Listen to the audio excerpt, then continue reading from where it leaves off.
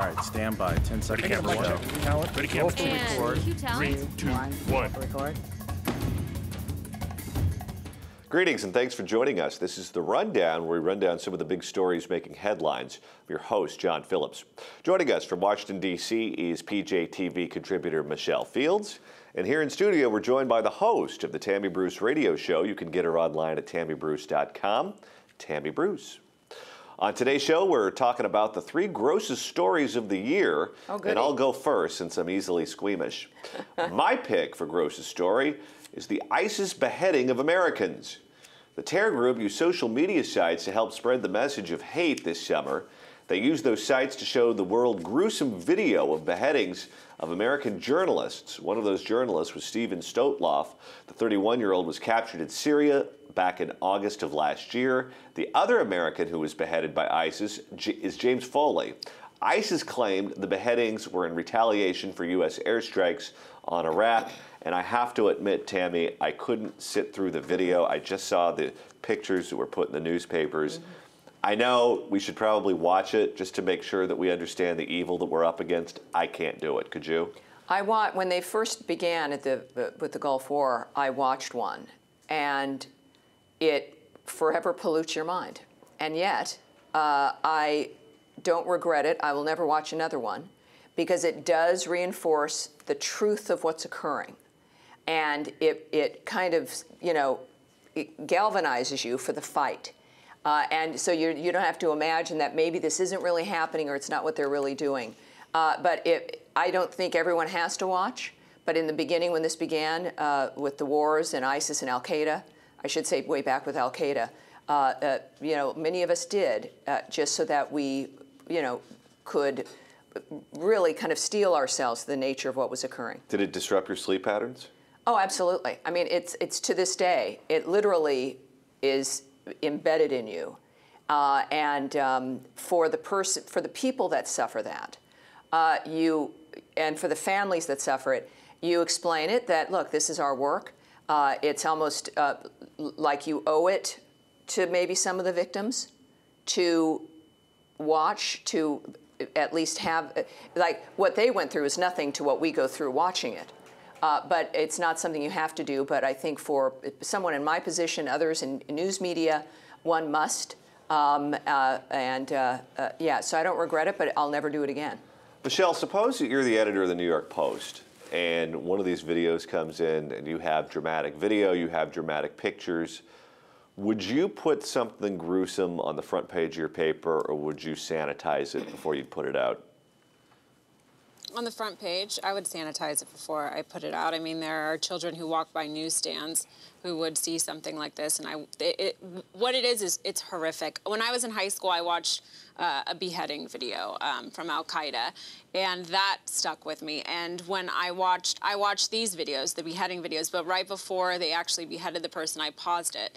I mean, it's horrific, it's awful, but what is interesting is if you look at these videos compared to the videos that Al-Qaeda made, these videos are very slick. You can tell that these people have editors. They have people who know about computers. They know about video editing, which Al-Qaeda didn't have. And I find that very troubling because what we have here are people who have college degrees in computer science.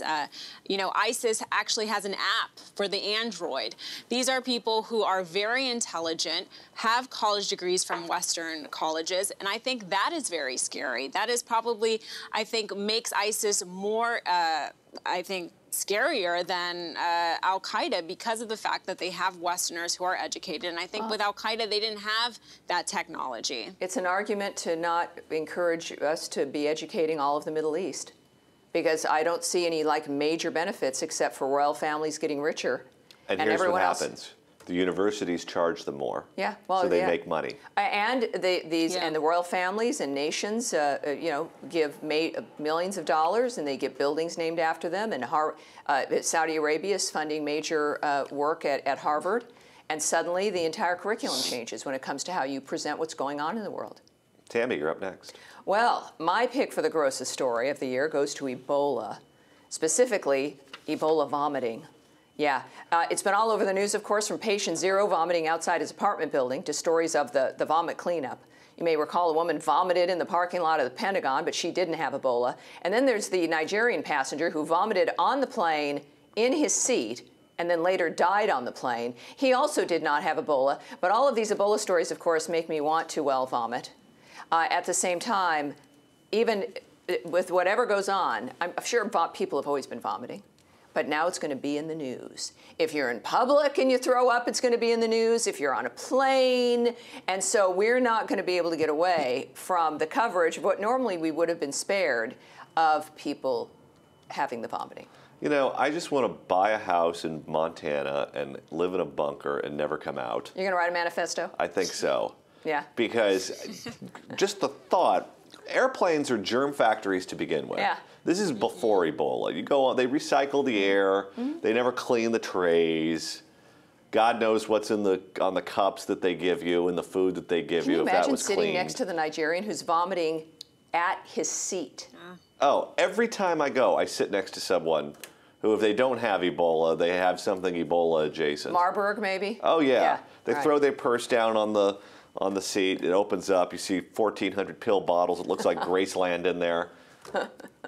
Never want to get on a plane. I'm 6'4". I don't belong on planes anyway. Michelle, do you think this is as gross? I mean, do you think we're hearing too much about vomiting? Yeah, and look, vomiting is disgusting to begin with. You don't want to be anywhere near anyone who vomits, but knowing now that that vomit may have Ebola is even grosser. I was on a plane last week, and there were actually 4 people who got on my flight with masks on. So there are some people who are taking no risks whatsoever. It's disgusting, yeah. It's an awful story, but, you know, it's awful for the people who have it and are suffering through that and are vomiting and, you know, their immune system is completely breaking down. That, to me, is just terrible. Yeah. Very scary. All right, Michelle, what do you have for us? My pick for Grossest story comes from Florida. No surprise there. A man who went to a Golden Corral restaurant said he was surprised when he found the head of a rat in his chili. Billy Wilson says he bit into the head and spit it out before running to the bathroom. The manager came over and inspected the repulsive find. Oh my. No, Michelle, tell him to take the head off.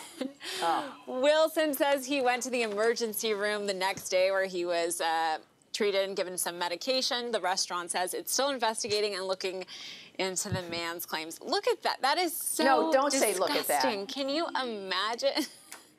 Can you imagine that? Yeah. I have a feeling that worse. Have you? There's going to be a lawyer in his future, don't you think, Michelle? Yes. Is the picture down? Have you guys down? ever gotten a plate at your table? Yeah, it's down. It's down. Okay, I had to have you think guys of a ever happy place gone there. to a restaurant and had something gross in your plate? Yeah, I've been to Golden Corral and had the buffet. Oh, No! Dave. Come on now. People are going to turn this show off. All right, that's going to do it for today's show. Good choice, Michelle. You're right, because we're totally grossed out by that. People are going to vomit with Ebola in it now because we showed them that picture. That's right. Look at her. She's so self-satisfied. All right. Tell us what you think the grossest story of the year is. Leave your comments in the comments section below. I'm John Phillips for Tammy Bruce joining me here in Los Angeles and Michelle Fields in Washington, D.C. Thanks so much for watching The Rundown.